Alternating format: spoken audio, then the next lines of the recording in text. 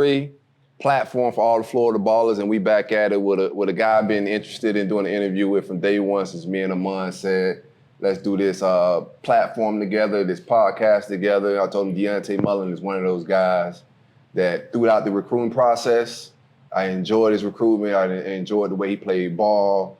He was polarizing. His mother was polarizing on the timeline and very active, which I thought was dope. Dionte Mullins, what it do, my dude? So how y'all been? How you been?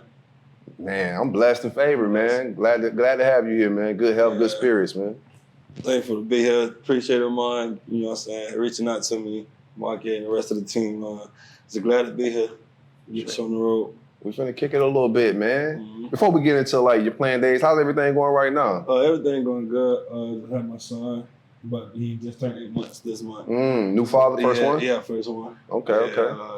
So everything going good, you know, taking it day at a time. Yeah. How that feel though? Before we get into like how fatherhood feel? I feel great, you know. Every day I get to go home and see my son smile when I walk in the door. So it's like I got something to come home to. Yeah. You changing diapers? Oh yeah, I changed that. I gotta ask. That's what's up, man. So let's get it started. What was your introduction to football as a young kid? Playing outside. Well, I wasn't playing outside. I used to watch my oldest brother play, and I was like 4 or 5 years old. And I used to watch him play. My older, he asked me, like, you want to play? I'm like, I don't know how to play. Yeah. You never know, just give it a try. So, yeah, took me out there. They're like, hey, put him on the team. I don't care who team get on, just put him on the team. So, I'm like, all right, they put me out there. And I was like, oh, you kept me good. So they gave me the ball. I was at receiver. They put me at quarterback. I started throwing the ball. They was like, oh, he really good. And my uncle like looked at me and was like, oh, you could be somebody special, my dude. And I ain't never really get it. You know, I was just a kid that played football at the time. Yeah. So, and we here. Yeah, that's what's up. You think he's seen something special in you, or was it just a family thing? Everybody played ball? That and family. Like, I got some family members that play ball. I had a cousin that went to Marshall. Okay. I had a couple uncles that also played football and basketball. Like, my family breed athletes. So. That's what's I up. gotta ask. I saw an interview and you said that the earliest you started playing ball was 4 years old. Yeah, I was in the not on a team. I was in the projects where they go. That's why I started playing that. So I started playing that football because that's why I started that. Were you the youngest? Yeah, I'm the youngest of my mama. My mama 3. Okay. So what was the first age that you suited up in Pop Warner and passed? 6. So 2 years later, I played for my granddaddy team, Solid Rock. And what city was that in? That was down south of Miami. That was South Ridge High School was across the street from it. Okay. But we used that park. That was like 2005. Yeah. Mm-hmm. I don't want to get too formal in this interview. I want us to hang out, chill, making it thing. Yeah. You know, we got some Miami vibes going over here. You know, Amon, game day drill. Big you shit, period. Big games, y'all. Best team in the state, you know what I'm saying? Okay. Also got some UCF Most vibes over here with influential Mark. college football program ever. Period. From the 80s. Ever. We got one national championship team in recent years, the UCF one. You know what I'm saying? UCF? Oh my God. Mark, what up, man? Feeling good. Feeling good. I'm glad you're here, man. For sure. Full house, 6 of us hanging out today, man. So give us some Miami stories, man. You was polarizing in the recruiting phase. 4-star guy on every service. I think number 19 guy in the entire country, like one of those coveted guys throughout the state. What was it like for you when you started getting that notoriety? It was a blessing, first off, but it was kind of crazy because it started early, my freshman year. After my freshman season, we was going to spring. I didn't have no offers. I was just out there doing my thing. Sorry, your mic, It's flipped. Let's leave it like that. Don't it. Yeah, so I was out there doing my thing, and we were doing mat drills in high school. Coach called me out the drill, like, Mullins, I got a coach on my CV. And it was UCF. At that, I forgot the coach name. Okay. It's still. Can you ask him the question again because we cut out? I got you. I appreciate it. Okay. 2, 3. Miami stories about. All right, 3, 2. Yeah. You were a highly coveted recruit coming out of high school, number 19th in the country overall. One of those guys that the entire country was out there, the Bamas, the Georgias, and Florida States, and also Miami. You end up choosing Miami in the process. But what was that like going through that process mentally? It was a blessing first off, but going through that whole process, it was like a dream come true.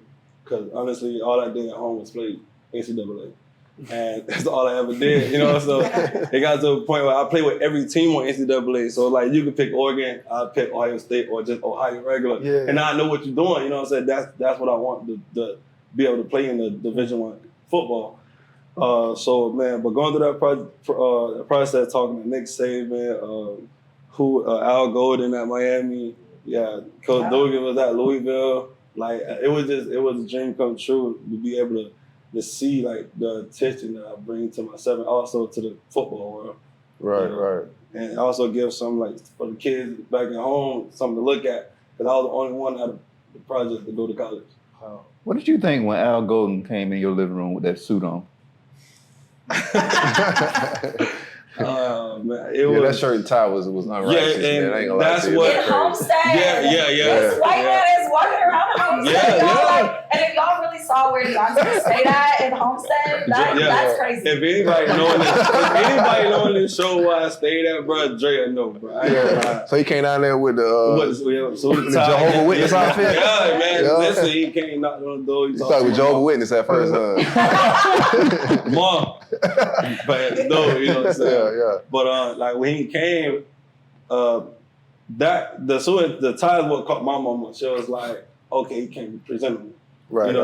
And he always spoke high of himself and the program and what he brings to the coaching world as far as like recruiting. And then what the funny part about it, he started talking football. The second he started talking football, my mama said, don't talk to me about it. She said, don't talk to me about that football shit. Talk to me about school. Damn, that's real. And that's when Al Golden sat back. Because, some coaches meet your mama, they want to sit up, do all the extra stuff. Once my mama told him that, he just sat back. He was like, okay, I'm relaxed now. Because now it's not just about football. You're concerned about your kids' education. Right. So, but seeing that, him coming to the hood, and I say all my friends, like, visualize that. And I was always the one like, bro, I should be like this. Telling my friends that. Damn. But it was a blessing, man. I ain't gonna lie, it was a blessing. Like, to this day, I still, like, remember it. Yeah. And had that feeling I had, like a college coach really sitting in my living room, talking to me, my brothers, and my mama. Like, yeah. Asking for your services. Asking for my services, Was he the only one that came to your house? I think, he was the only one. Yeah. Oh, damn. Did that make an impact, like, in your decision to choose Miami? Nah. See, that... There we go. There we go. Oh, okay. Going to Miami, it was, okay, I'm going to go back. Can we start back from when I was in Little League? Yeah, let's do it, man. We chilling. Cool. So, remember I said I played with Solid Rock 2005. Then from Solid Rock, I played with Palmetto for like 3 years, actually. And we could never beat Florida City, right? So, we end up. So, after that third year, that Florida City coach is coming to my mom's door. So it's not the first time a coach coming to my house, but it's more like Pop Warner. So you got recruited in Pop Warner as well. Yeah. So he coming to my door, Palmetto. So they asking like, man, you gonna let Raymond play for us tonight? So she got tired of it. She like, Raymond, the ball in your court. You better pick him. I'm tired of these coaches asking these questions. I don't know shit about football. She was done with it. So I was like, I lived at Florida City. Like I could walk to Florida City Park. Palmetto, I had to drive. So I'm like, Florida City is right here. Florida City. So that's when I went to Florida City. That was 2009 actually. Went to Florida City. That's when I first met ESPN. We went with the Nationals 2009. So after that, once I met my high school coach, Coach Sims, my 8th grade year.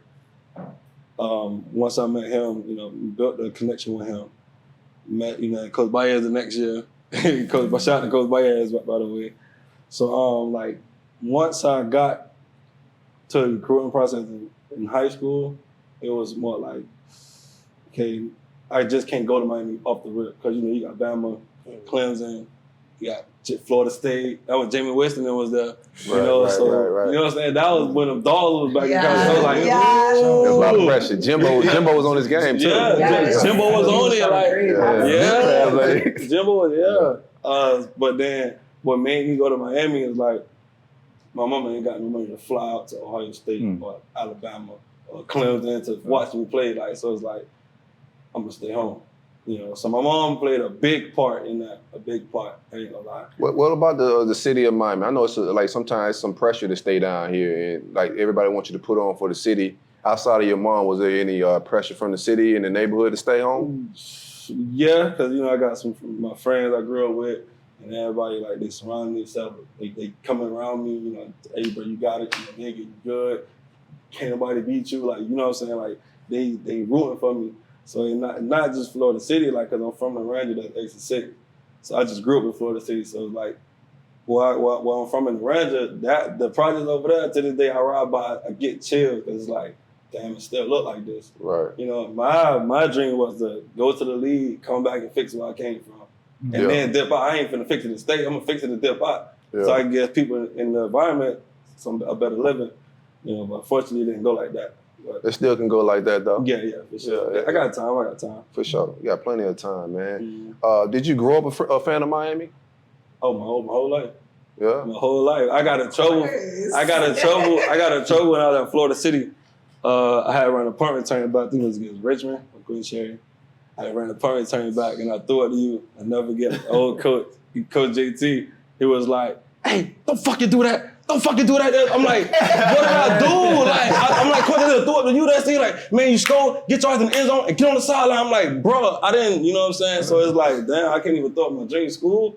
So I got a unnecessary celebration. Man, shit, who? That was necessary. You hear me? That was necessary. I got a question for y'all. I'll ask all three of y'all since y'all the Canes. Who your favorite Cane? Sean Taylor. Gotta be. Hands down. Sean Taylor, the reason why I went to Gulliver Prep. He's the reason why I went. I say Willis McGahee, Andre Johnson, Devin Hester. Yeah. Oh, Devin Hester. D Hester though. It's a D three-peat. Hester is I would like, watch Devin Hester. I would turn on the TV and wait for the team to be like third and something that I know they're gonna punt. I just wait for him to try to punt. I let him do it, and then offense get on, I turn it. Nah, it was crazy about Hester though, because I used to get in trouble watching the highlights late at night. Cause you know, Part 1 game on Saturday, Friday nights I'm up to like 4, 5, 6, 7 in the morning watching Devin Hester. Mom like, "Don't your ass got a game?" I'm like, "Yeah." "Don't you need to be asleep?" "Yeah." But man, listen. I'm watching Hester right now. You know what I'm saying? At least I'm not watching nothing crazy. I'm watching Hester. Like, I'm watching the same videos over and over. I go back to Sean Taylor, you know, Andre Johnson, but Hester, that was my main guy. You know, because it's like, then it got to a point, nobody started kicking me the ball. They stopped kicking me the ball because they're like, "Oh, that's like Hester." Kick him the ball, yeah, you're not catching him. And we played against Palmetto in the Part 1 Bowl. I got a friend named E-Man. He from down that way. He was a kicker, and I didn't get kicked the ball the whole game. Like, I told my girl, I'm like, "Bro, there's no point in me being back there now." You know, I said, well, punt return, yeah, because they go try to kick it out of bounds or whatever, but kick return, no. There's no point because they're not kicking me the ball. So it's like, then after the game, I said, "Yo, Snake, why you didn't kick me the ball?" He said, "Shit, Coach Williams told us not to kick you the ball." I'm like, damn, bro. Like, at least make the game fun for me. You know what I'm saying? But yeah, Hester was, he was the reason why I got in trouble. Stand up late night. I'm not even surprised that you said Devin Hester though, because that's that Palm Beach shit. That's 5, 6, 1. Yeah. I wasn't baby. you know what I'm saying? Like, I was gonna leave that part out of it. Real talk. It's the Tri-County. It's Palm Beach. It's love. It's all Dave love. Broward, period. It's love all over, bro. I don't care where you from. Like, That talent, love all over, man. Give me, like, when did you meet, because I know all y'all came in the same recruiting class, alone, because when you from the city and everybody balling as Pop Warners, we all know each other, even if we're not in high school yet and the rest of the country may know us, but them guys be knowing them guys from, like, Pop Warner football. What was your first encounter with, or when you first get knowledge of Sam Bruce? Bruce. YouTube. Highlight. That's how I found him. YouTube going crazy, man. What Under the Radar Spotlight, what it's called? Yeah, Under the Radar, yeah. But Bruce, though, It's that one. Yeah, bro. Yeah. He's one of them guys, man. Like, you know what I'm saying? Rest up to a neighborhood legend, you know. Sam Bruce, I remember the first time I seen his highlights and him running routes. And it was actually via Twitter, you know. I was advocating as a Gator fan, like, bro, we gotta get this man on campus. I remember his best friend, or one of his friends, I don't want to call his best friends, but one of his friends, Jordan Scarlett, committed, flipped from Miami to UF. And I was like, man, I know, like, eventually he's gonna flip to us. And I was excited, like, hopefully, you know, you get Samborghini, you know what I'm saying, over to UF, but it never happened. But my first time, I mean, cut you off. No, my first time encounter with Bruce, we didn't even know each other at the time, but like, we was like 10, 11, was in Little League, and they had the Generation Next thing. They were following everybody from, you know what I'm saying, Miami, Broward, Palm Beach, all the Little League teams. And, you know, Florida, so they had like the ceremony thing, it was in Broward. And they were showing the best plays through the year, top 10 plays. And like, they started from number 10. When they got number 5, they showed us one of my teammates from Alabama State, Alex. They got number 4. It was Fort Lauderdale Lions. And I'm like, and he had number 4. So I'm looking at his kid, I'm like, yo, he just hurdled the dude. Like, I'm like, bro, that should have been number 1. That right there was number 1. But my play was number 1. So, but then he ended up still getting a trophy at that ceremony. And I look back at the pictures, and then once I met St. Bruce in high school, I never knew how deep his voice was to metal, bro. Yo, bro, I met him going. We played 7-on-7 South Florida Express. Dog, oh my God! Like I was like, I was like, yo, you St. Bruce? He was like, yeah, who else? Like, damn, bro. I'm like, some boy that told me about it, like, he was like, oh, he like, hey man, ain't you Mullins, bro? I'm like, yeah. He was like, yeah, bro, I heard about you too. Ever since then, like, it was just like, that was like my brother. You know what I'm saying? We kidded from there. You know, like we done, yeah, it's some stuff me and Bruce, bro. But yeah, Bruce, that was my boy. Even though I ain't known when we first seen each other at 11, 12 years old. But like once we got to high school and I heard about him at St. Thomas, and hearing about me when I was at Gulliver Prep, in the mix of hearing about Amon, so it's like, yeah, them 3 receivers, if they end up going to the same school together, and they all get the opportunity to play, it's like, who's gonna stop that trio? You know, so Bruce is my boy though. What are y'all saying to each other on the recruiting trail, Amon? Like, you guys are talking about planning with each other? Because I know all the way to the end, guys like you guys are gonna be recruited to the end. People trying to flip. I know you guys are committed. Like I said, Sam, I know with Sam, I know UF was heavy after him, trying to flip him. I know you had options, Amon as well. Yeah. Like, what's y'all communication like at towards the end? So I didn't even, like, I knew we was like, because I was committed to the U, then I decommitted. So once I decommitted, I kind of like, went off. You left the group chat? I kind of, I went in the group chat. Basically. I kind of was just like, bro. You remember who this? Because I genuinely didn't know if I was going to go like the UM at that point. I might try to figure it out. I'm like, you know, Bama, you know. Really I was definitely saying he going to tell you that he was leaning towards Bama. I'm be real with you. You know why? Because Amari Cooper was his idol at the time. He was that guy. And they ain't blame him. They ain't blame him. You know what I'm saying? They hit me, they pulled the old, like, text thing, bro. They had Cooper texting me. Nigga, I'm committed, bro. I said, yo, it's Amari Cooper. I said, this you for real? Like, I said, oh, nigga, he talking about like football. Nigga, I'm trying to work out with you. Like,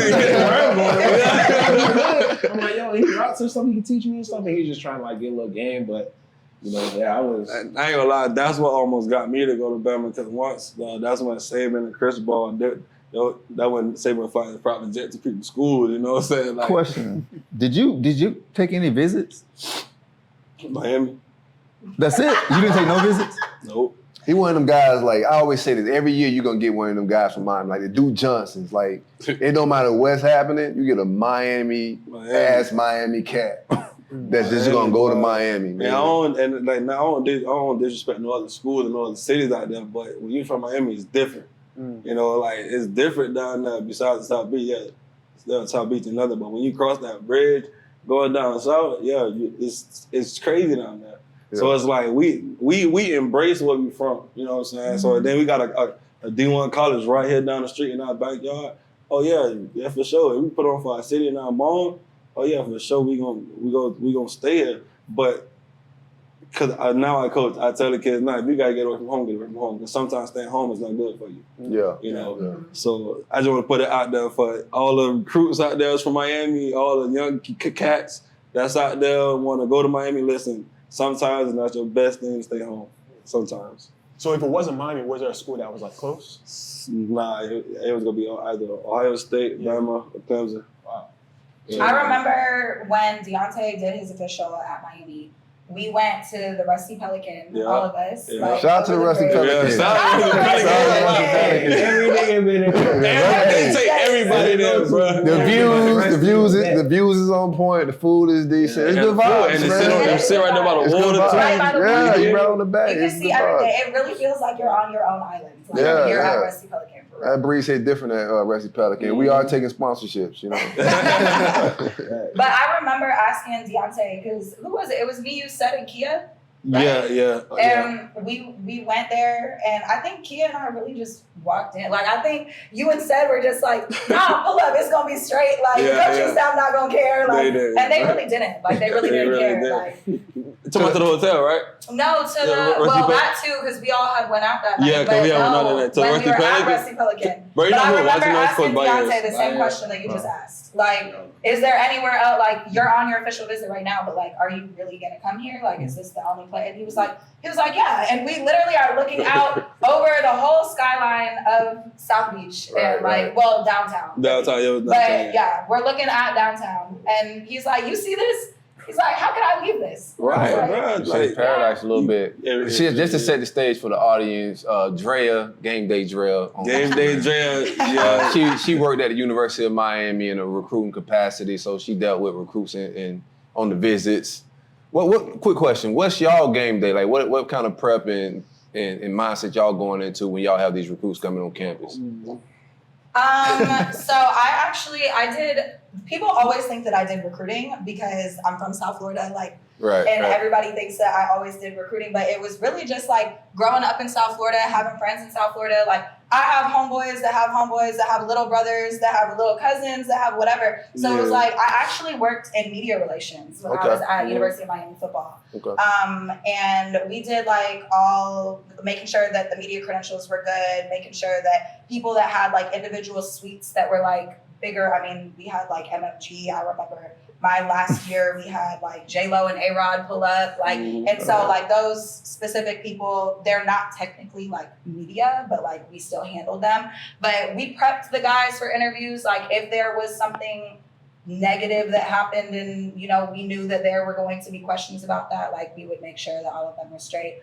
But my game day, I mean, I used to have fans because people knew me from Twitter and things like that. Like in high school and in college, I used to have fans that would be like, yeah, we know you have to get to the stadium 4 hours early, but y'all know Miami fans, they gonna get there 8 hours early. Like they don't care. Like they gonna start tailgating the night before, like croquetas, like Cuban sandwiches, like they don't care. So I would have fans like just show up to our tailgate like before you go to work. Like come take a shot. I cannot come take a shot with y'all before I go to work. We seen y'all tailgates. We know. It's crazy because I went back to tailgate this year during the season. Like you bring some ones. Oh yeah, I already know how they get. I went back, but it was more of a like, damn, this is my first time back here, but I'm not in the stadium. You know what I'm saying? I was like, damn, like it's my first time back and I'm not in the stadium. Yeah. You know, like it just hit me like, bro, like you could be in the stadium. You could, at least coaching. You're not playing coaching at that level or being a recruitment at that level is something. You know what I'm saying? So it's like I told myself I can't go back, bro, unless I'm doing something within the stadium, working in the stadium. I can't go back. Well, let's talk about that transition from high school to the University of Miami. How did that go?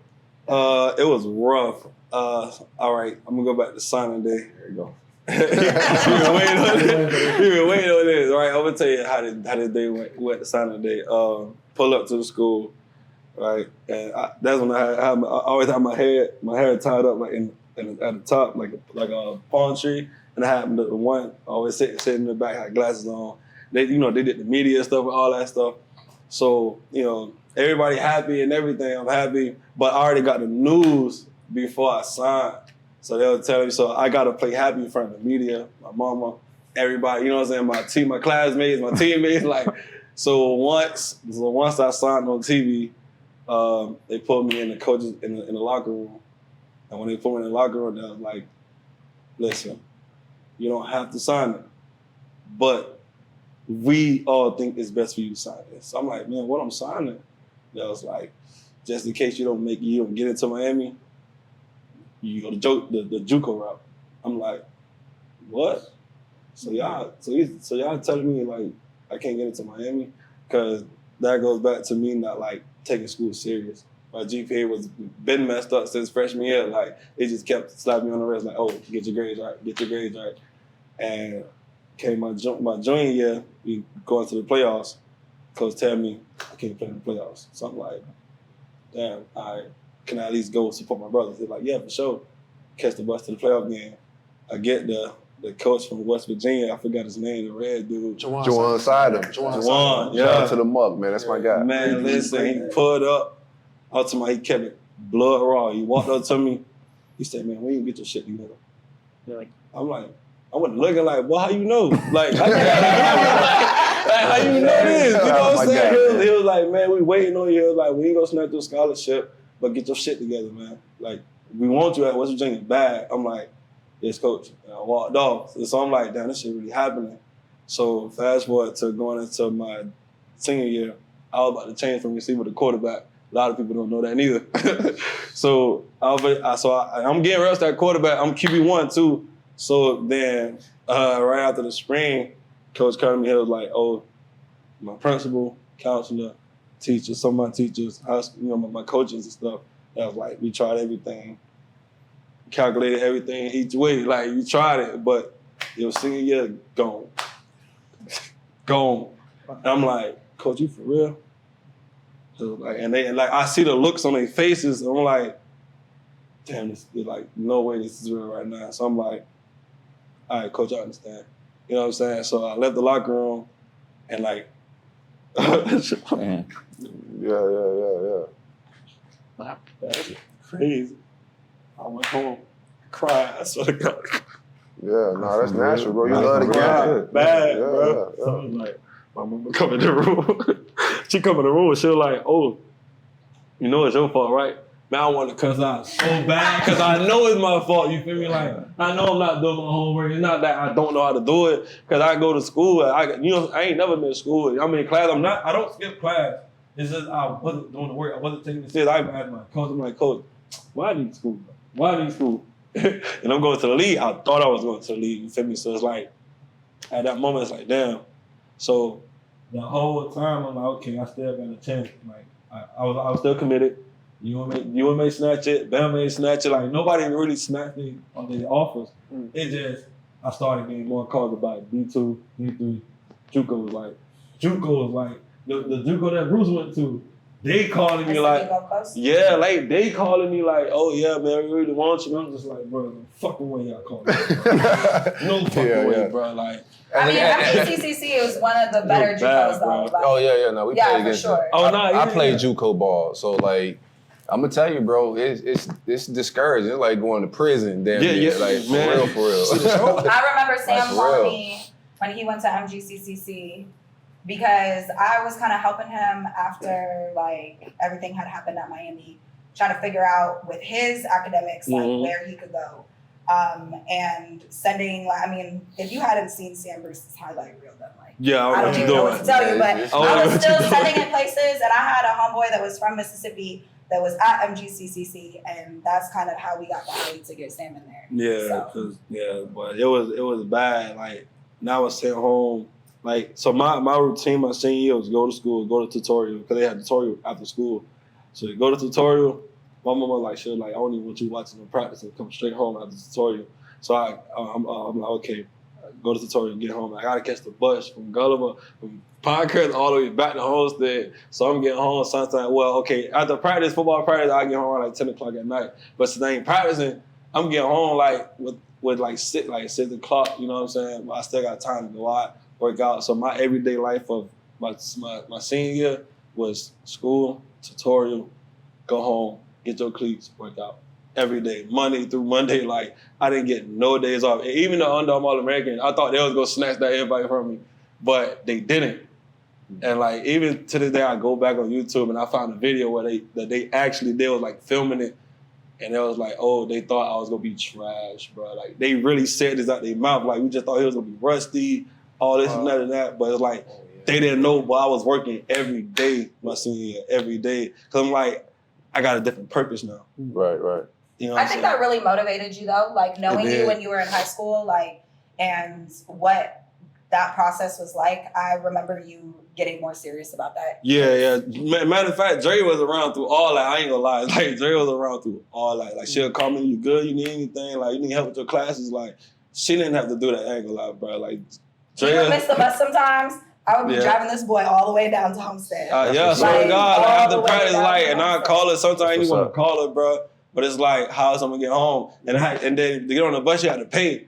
I ain't have the money to get on the bus, so I was like, how the hell let me get home? I got no choice but to call her, bro. And she'll just get out of her bed, whatever she's doing, she'll stop what she's doing, come get me, pick me up from wherever she at, you know what I'm saying? And then drop me back to the projects, and then even on the route home, she'll stop and give me something to eat. You know what I'm saying? Like, Jay had been there, like, through that whole process, though, I ain't gonna lie. So, I really appreciate you my dog, you know I love you. You know I love you. For sure, I think, like, going back to what you were saying about your mom, though, and, like, how your mom came in and was like, you know this is your fault. I think one thing that I personally loved about your mom, and, like, I have these same, like, qualities about myself, is, like, you hold the people that you love accountable. Right. And, like, your mom has always done that. And she also did that to University of Miami's coaching staff. Like, she wasn't playing, like, Mama Mullins was taught about. Like, you knew Mama Mullins. Yeah, real. Like, man, listen, even when I did the Kane Shades interview thing, they got you in there, too.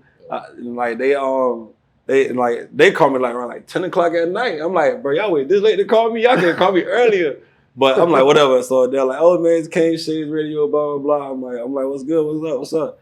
Man, bro, off the rip, they started asking me about my mama. Like, oh yeah, man, about your mama on Twitter and stuff like that. I'm like, man, listen, y'all know my mama, she crazy. Like, y'all, you know what I'm saying? Like, that's mama, you know what I'm saying? Like, but she didn't pay attention to football, you know what I'm saying? She paid attention to how, like, the coaching style was handling, you know what I'm saying, the recruiting process. You know, like, especially with her, and when it came to me, they didn't really talk about football. They talked about school most of the time, you know what I'm saying, what I was going to major in and all that extra stuff. Like, when it came to talking to my mama, that's why she went up the way she did with Gold in them, you know what I'm saying, because they didn't look at her just like, oh, she's a football mom. Nah, she want to know what's in it for her son after football, you know, so that's why I feel like that's why my mom had Golden back, like that coaching staff back like that. So that's what's I think a lot of people did, though. Like, I don't know anybody at Miami.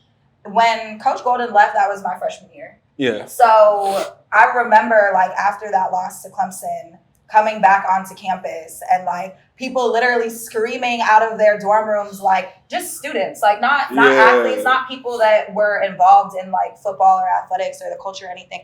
Like, literally being like, Al Golden's gone. We're going to get Miami's legacy back. And, like, all these kids are going crazy. And all my friends that played for Miami football are like, damn, bro, like, Coach Golden's gone. Like, he was one of them ones. Like, he looked out for us. Like, we fought with him a long way. Like, I don't know anybody that had other sentiments about him, for real. It was a thing with us, with the 16 class. Like, it was big on Twitter, like, ring 6 to 16. Like, that year, I don't care what nobody say. That year, bro, we were supposed to get our 6 ring, bro.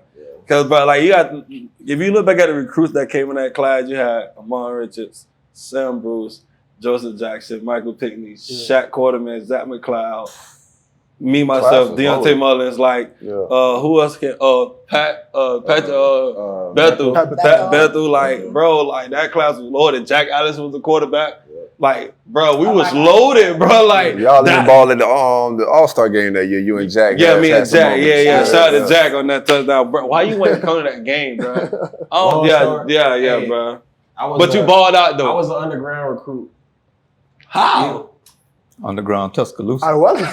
No, don't talk to me. Listen, that's how I guess I motivated myself. Maybe. I don't know. But I went to the Army game because the Under Armour one was like taking too long to say if they wanted me to play. So the Army came first. So I said, I'm going there.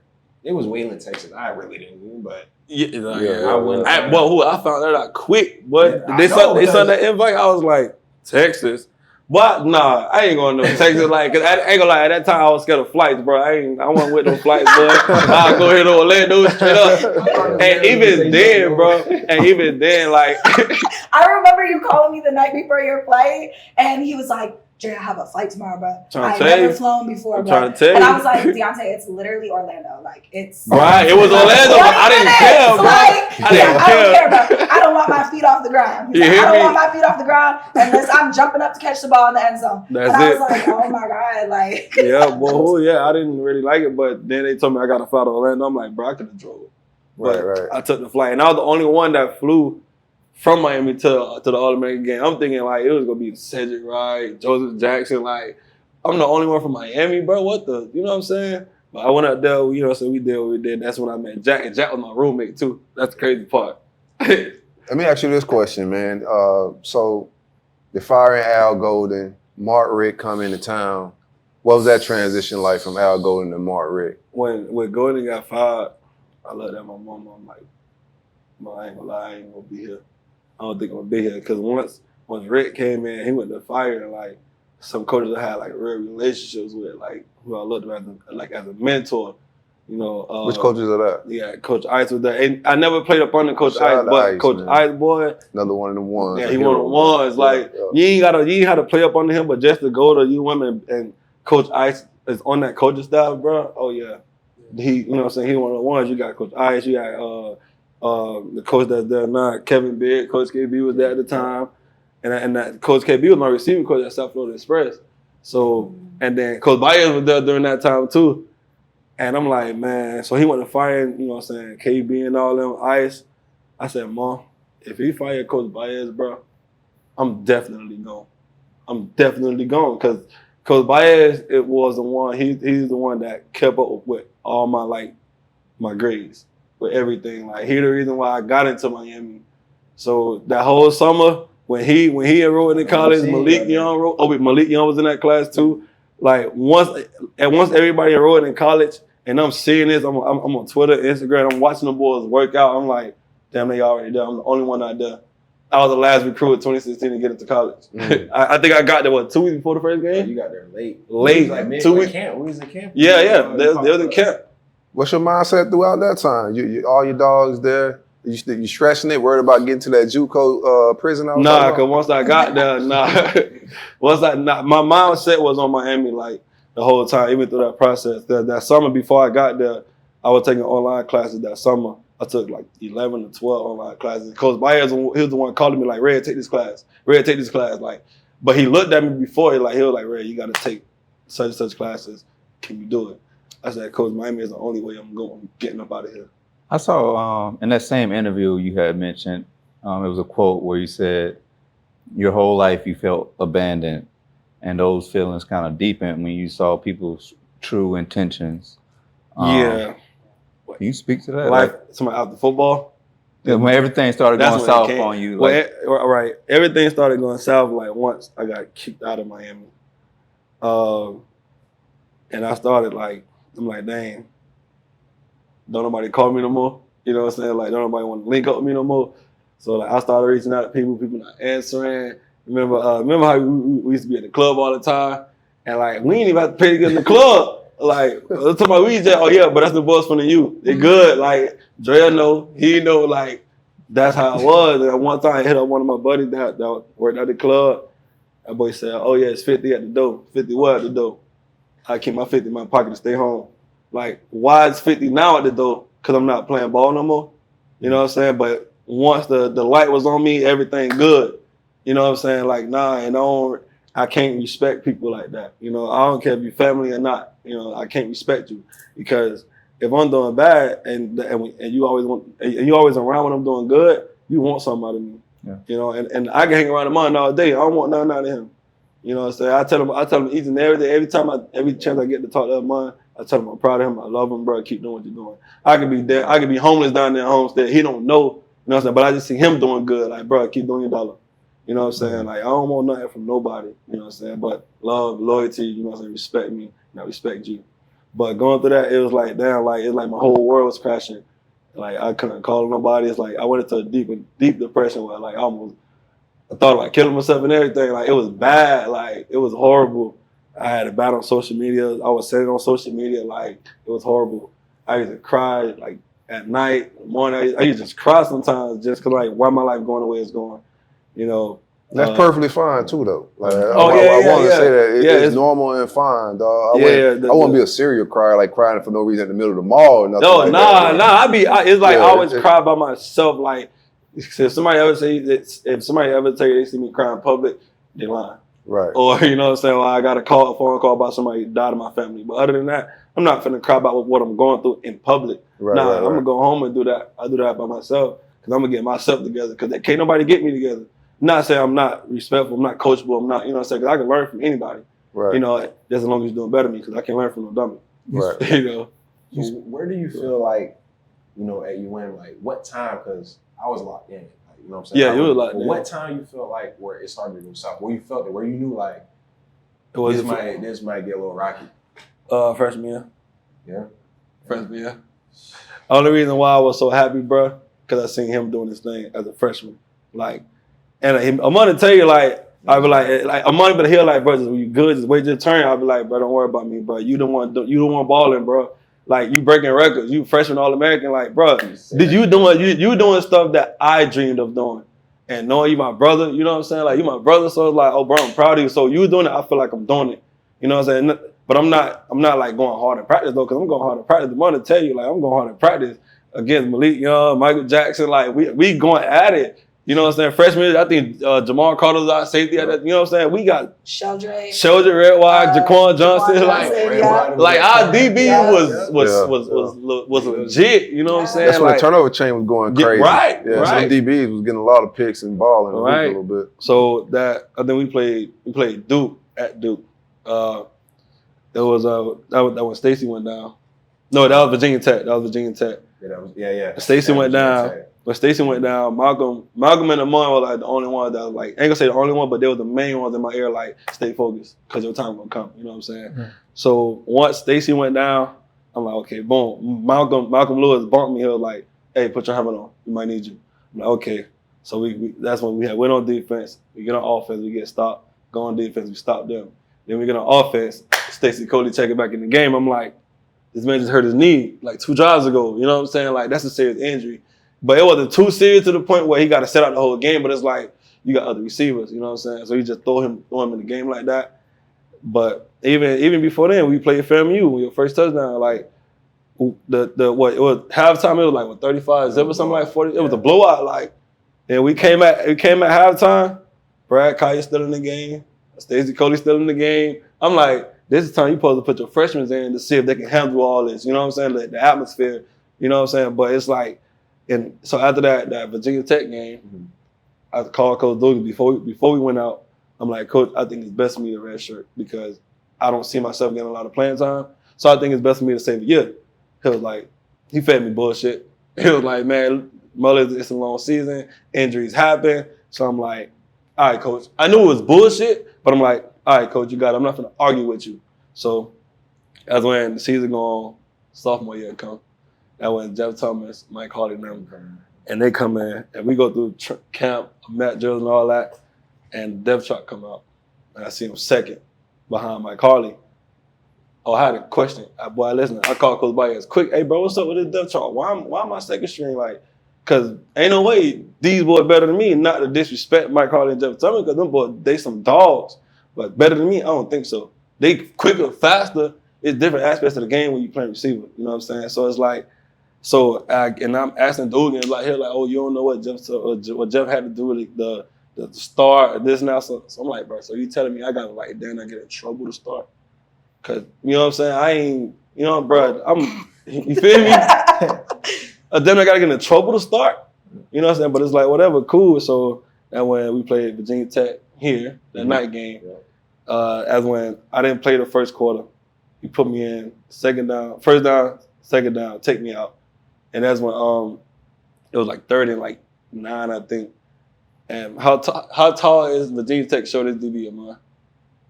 They showed this DB 6'3". They showed this DB. That's when they had Torian Gray. Yeah, Torian Gray was the DB. Right. All of them was pretty much. So now, how tall is Jeff Thomas? Like 5'9", 5'10". Now, if you throw an up ball to that, who coming down with that? Yeah. 6'3" guy. So it's more like, so when he took me out and put Jeff in, no disrespect to Jeff, but it's like, if you're gonna check me out and throw that deep ball, you got Amon at 6'2", you got KJ at 6'5". Make it make sense to me. You know what I'm saying? Like, just make it make sense, bro. So after that game, we won. You know what I'm saying? We won. I'm happy, but it's like I'm not too happy because I didn't really help. I'm the type of person if I'm on a team, bro, I gotta help, bro. Yeah. You know what I'm saying? I'm not happy for Amon and all them because they don't want to win a game. But I'm a football player, bro. I want to help. I ain't just know. Oh yeah, we won. We finna go celebrate. Like we won. I'm happy, but damn, what I did to help us win, you know. But after that game, I went to sleep mad. I woke up mad. I called Coach Dugan. As soon as I woke up, bro, I ain't brushed my teeth, no nothing. Like I called Coach Dugan, like, yo, you feel? I called that boy like 4 times. He ain't answered. When he ain't answered me, bro, I kind of knew he was egging me. I ain't give a damn where you at. You could have been at church. I don't care where you was, bro. You finna hear me, you know. But he didn't answer, so I cussed his ass out in the message. Like, yeah, you got me fucked all the way up. Cause I know you try me, you know what I'm saying? Like, if you not gonna use me, bro, tell me to get up out of here. I get up out of here, bro. Right. I transfer to a school that play y'all every year and just dominate shit out y'all. I don't care who y'all got at DB. You know what I'm saying? No disrespect to UMDBs at the time, but bro, don't try me like that, you know? So once that happened, and we had breakfast that Monday morning. He ain't text you back? Matter of fact, he texted me back. He read all that shit. And like when he texted me back, he said, if you don't like it, transfer. That's all he said. He like, if you don't like it, transfer. Cold blood. Bro, you could have been told me that, bro. Wasting my time? Bro, you could have been told me that, bro. I would have been left. You know what I'm saying? If you knew you wasn't going to use me in your offense like that, bro, you could have just told me leave. Instead of now I'm sitting here, you feed me bullshit, all this. Yeah, at this point, I don't give a fuck. You know what I'm saying? My mama, like, I call my mom, she like, Red man, leave your mama mouth at home. Because she always said I got her mouth. But she like, hey, leave your mama mouth at home. I told you feel me? Just relax, da-da-da. And then this is where it's go, where I got kicked out at. I tweeted, I said, he ain't got no reason to not play me. That's all I said. Oh my God, boy. Craig know what they're calling me, like crazy, bro. Like, take that down, blah, blah. So by the time I took it down, now when screenshots was going crazy, everybody screenshot and stuff. So it's like, and I look up, that shit everywhere on Twitter. Everywhere. I get called in the office. Matter of fact, we're supposed to play Notre Dame that next week. Yep. And I got kicked out that Sunday. I called my mom. I'm like, Mom, I'm gone. She's like, what happened? I said, they kicked me off the team. She was like, I know you fucking lying. Like, she grabbed my brothers. They had Drew to campus. My stepdad came out there. Like, they came out onto my. It was horrible, bro. Like, it was horrible to the point, like, somebody on dinner with the jail out there. That's how bad it was. Like, and then once, like, the story, and then in a meeting, when Rick told me he kicked me off the team, he was kicking me off the team. After he told me he kicked me off, he said, I know the media gonna come. I know they gonna come. So when the media come, I'm gonna tell them, I forgot what he said, but in other words, he gonna make it seem like I want the transfer in the media, I guess. And at that time, it's like, all right, cool. But now I look back at it like, bro, what the fuck? You could have just told them the truth, bro. Why you gotta make it seem like I'm transferring when you just kicking me off the team? Right. I ain't gonna say no name, but you got motherfuckers on the team going to jail that year, feeling drug tests, all type of shit. But you kicked me off over a tweet, bro. You been had animosity toward me. I don't know, probably because when I visited Georgia, when he was at Georgia, I told him he ain't coming to Georgia because y'all run the ball too much. That's probably what it was. I don't know what it was, bro, but it's like that coach style, like, it's like I don't know what, I got into it with Coach JT. Like, man, I got into it with a couple coaches because I'm like, y'all try me at this point. If y'all not gonna use me, bro, just tell me go. Yeah, I was gonna ask, I think you kind of answered that, like when you like going through like the gauntlet of life and you got all those pressures on you and you mentioned you contemplated suicide. Yeah. Who was your rock? Did you call anybody? And if so, what advice did they give you? Nah, it was more like at that time I was like, I try to ask for, get advice from people, try to talk to people. People reach out, oh, if you need anything, like I'm all ears. And I used to respond to people like, what the fuck your ears gonna do for me? Like, bitch, I wanna do better. Like, what the fuck? You just want me to vent to you, bro? I need help, bro. Your ears ain't helping me.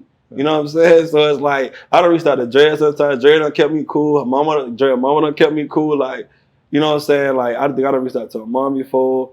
You feel me? On Market, like, I done talked to them a couple of times through this process. It was spaced out, but it's like, it was like for some years that it was going on. But yeah, going through that, like it was like I couldn't call nobody, and I put it on like I said, I was tripping out, on social media saying all type of shit. So I gotta ask then, drill in that moment, you remember what kind of advice you would coaching?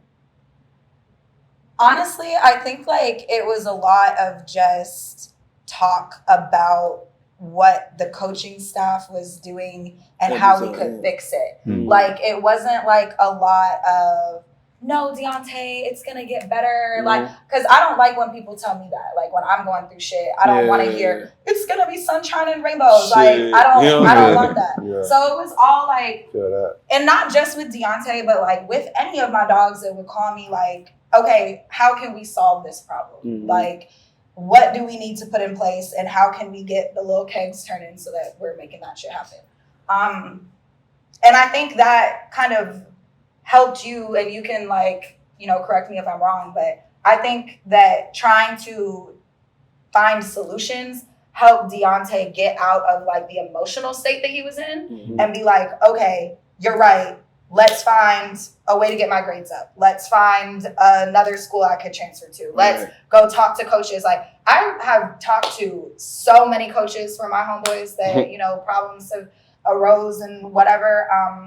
But going back to like what he was saying too about like coaching staffs and like, this big culture of like trying to get guys from South Florida to stay in South Florida, but then coaching staffs, and not just Miami. Like I love my alma mater, not just Miami, but every school will try to cover up like what the coaching staffs are doing, like the flaw shit that they're doing to the athletes. And I think that it's gotten a little bit better with NIL, but like that when we were all in school, like you literally didn't have a voice. Like, even when they would say like, oh yeah, we'll transfer. Okay, I want to transfer to a school that plays y'all. Okay, well, you're blocked from transferring here. Yeah. And Dionte is not the only athlete that Miami did that to. Mm-hmm. And Miami's not the only school that did that. Yeah. Right. So it's like, that's also a problem. Like, how do you want our guys that grew up down here that want to stay home, but then you're doing flaw shit to them, and then they want to speak their truth and you're blocking them, and then they want to go play somewhere better and prove you wrong, and you're blocking them from doing that too. How do you expect anybody to move up the ladder of success that way? Right. That's why, like, cause I coach now, and I tell my kids that all the time. Like they be having, they want UM gloves. I took them out there to UM one time. They had, Coach Baez showed them around, whatever, and I be talking to them like, yo, like when y'all get to this level with high school, cause you got to get through high school. Once you start that recruiting process, like you gotta build a relationship with the coach to a certain extent. You know what I'm saying? Because I'm gonna say Coach Dugan's for example. Coach Dugan was at Louisville when I first met him, and then I think like a year later, I think he was at USF. And when I seen him, when I took the visit to USF, I seen him. I'm like, wasn't you just at Louisville? Oh yeah. You know what I'm saying? So now I'm like, hold on, bro. And I already know he would come with the same shit he told me at Louisville. Yeah, man, come here, it's the place to be, and da. You know what I'm saying? So I tell my guys I coach now, like when y'all get that recruiting process, start like y'all need to ask questions. Don't just be trying to be a yes man to what they telling you. I said they gonna tell you what they want, what you want to hear, just so you commit to their school. I said, bro, ask questions. How long you gonna be coaching now? You know what I'm saying? Or your contract almost up? You know what I'm saying? You gotta ask questions because you don't want to go there and then you play 1 year there and then that coach gone. Now it's like, damn, what I'm gonna do? Yeah. Because they bring in other coaches in and you don't know these other coaches. So it's like you gotta get accustomed to a whole different coaching style. So let's talk about some good times, man. Before we get to the full-fledged transfer and all of that, man, you guys have a great bond and chemistry. Just watching you guys hang out, start to tell old stories. So what was that wide receiver room like when you guys were hanging out? What was the crew? What was the vibe? Hey. Ooh. Me, him, Cager. It was just kind of us three. Yeah, No disrespect to, Braxton Berrios, Dale Harris, we love each other, but the main three was just like me, Amon, and Cager. This man, he would come over, we would come up after practice. You just be at the crib, you just spend the night. Yeah, bro. It's like I don't really see that. Like, I ain't never really live together. Yeah, we ain't live together. I just always stay at his house. Always at the crib, like we just in there for real. the game that's how I met his family. Like since I met him, it's like we always been together, always. Yeah. So that's how I ended up meeting Marquette, his mom, his dad, like even his little sister. Marley, like I met all in that. So it's like, and they welcomed me. You know, it's like it wasn't like I didn't get no bad vibes or nothing like that. So, but ever since I met him, it was like we just turned up instantly, instantly. What? From club to you know that sound like on TikTok and it's like bus, club, other club. Bro, that was us. That was us. That was us. Like we was out all the time, everywhere. Bro. Like get back to the dorm. We having the races. Yeah, I never forget that. We went out. It was after we beat Florida State our sophomore year, and I ain't gonna lie, that night was crazy. As soon as I get there, Daryl Langham, that boy said, "Hey, come on, take a shot." He was already drunk too. So I'm like, oh, and I'm like, cause Langham, he always had a bottle of Hennessy. That Langham stay with a bottle of Hennessy. Oh, man. He stay with a bottle of Hennessy. Langham, you see a bottle of Hennessy. Like everywhere you go, it got to the point that I was around him so much, the Hennessy bottle started sticking to me. You notice they say I was sticking to the Hennessy bottle, but it was sticking to me. So it's like we get to the party, boom, pour a shot. And I'm like, ain't got no cut. He said, man, open your mouth. Boom. Like, this would have doped. I'm like, all right, boom. So I took like 2 You driving the boat, bro? Man, driving. Well, we was out, bro. Listen, I done took the bottle. I done gave him a shot. We was out. We always just passing around shots.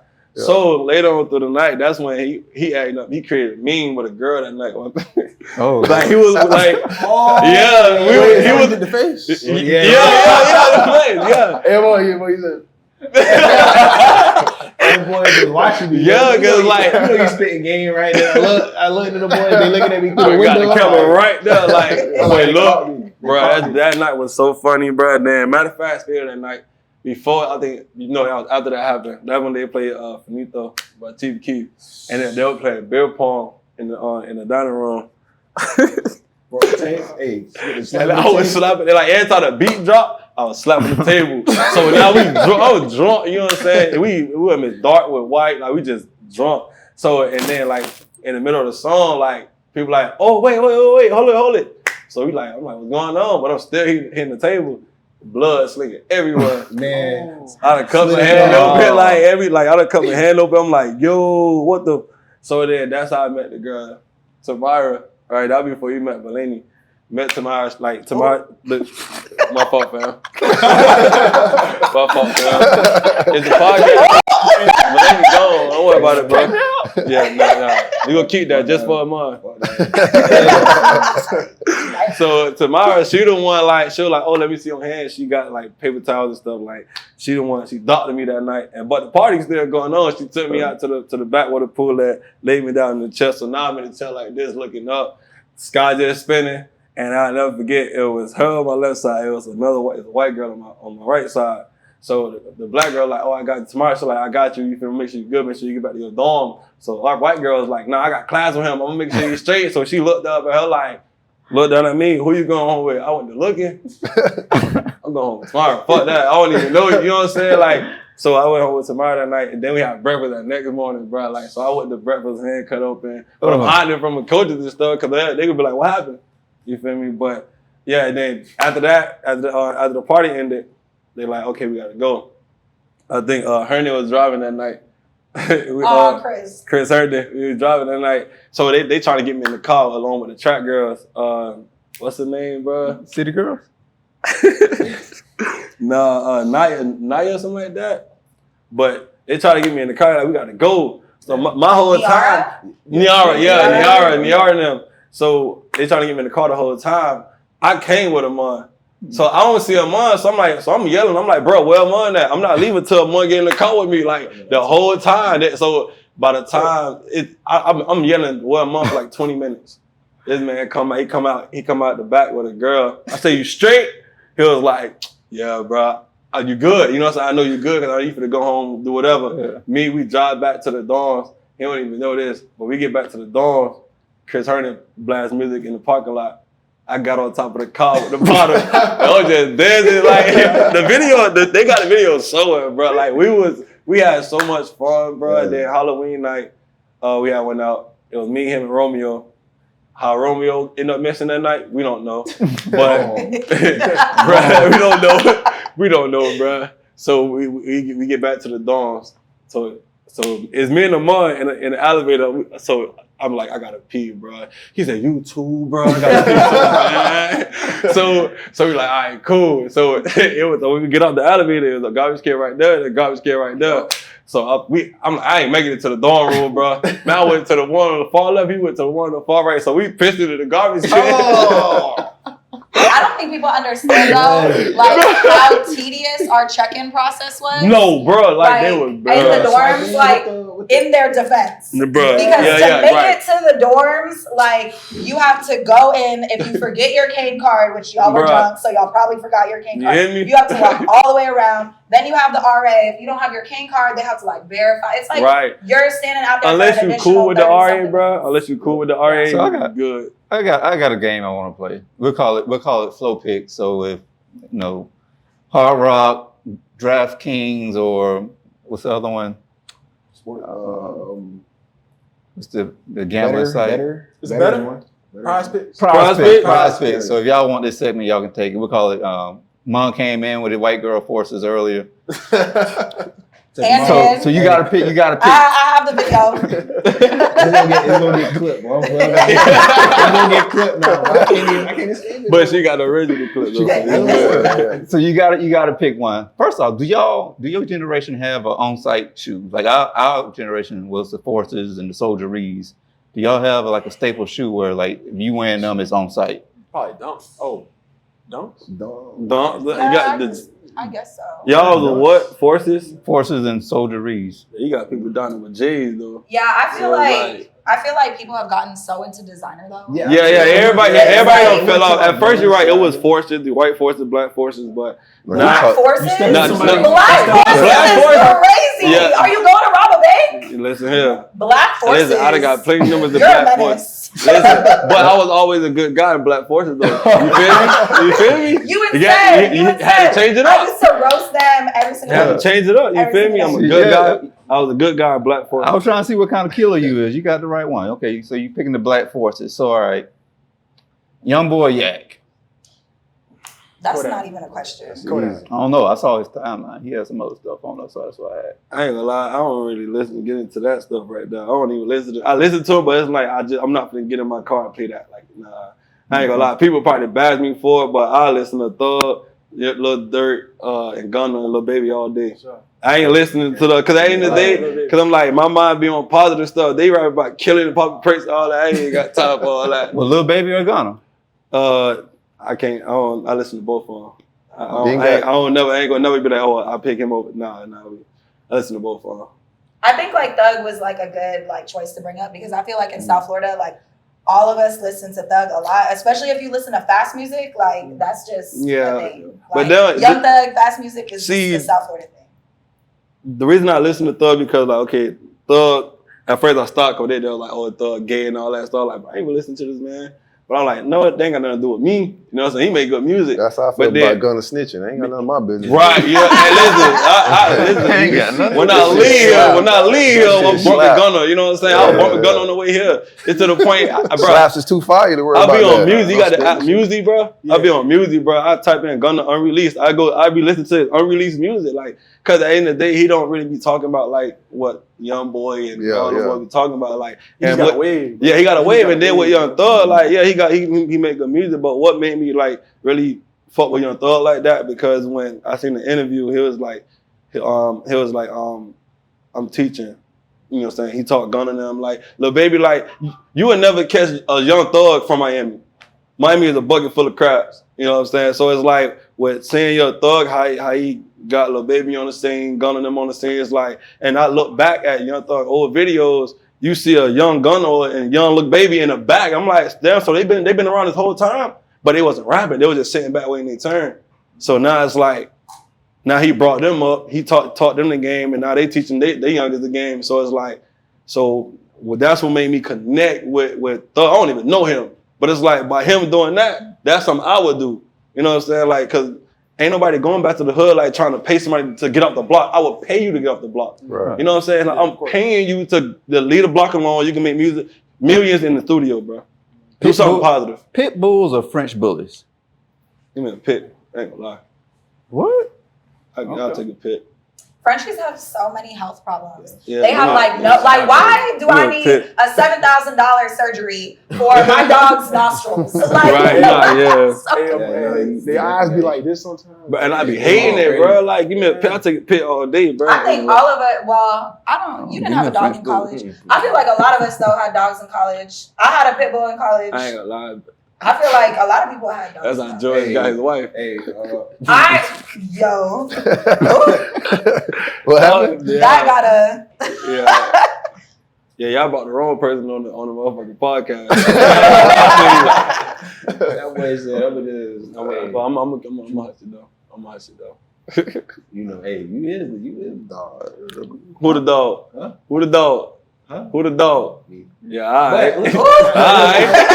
Bro, you know we talking about Carter, cause you know in Miami, bro, we got the sports cafeteria, then we got the regular cafeteria on the other side. You know, they couldn't come to the sports side, but we go over there. Man, them boys get their plate from the sports side and go straight to the other side. Like, so It's the play. You feel It's the me? play. It's the play. Cause you know, like the regular student, I don't like this. The regular students sit Irregular. right on the other side. Yeah. But they can't come in us, so it's kind of like a private event. So we like, man, it's boring over here. Then you see the same people. Yeah, we see the same people. Yeah. So It's like, only athletes. we in the fish, we in the ocean. Man, those boys fishing bad. They fishing bad. Don't do it, bro. Don't do it, bro. Walked over there and caught that boy with two. Guess what? With two, I said, ain't no way. But when y'all would really fuck with a girl and she wasn't an athlete, y'all would be like, "Oh yeah, we got steak today. We got da-da-da-da today." And y'all would go bring her a plate. Like, y'all would go bring her a plate to the regular. Like, that was sauce for y'all in college. I'm not gonna lie.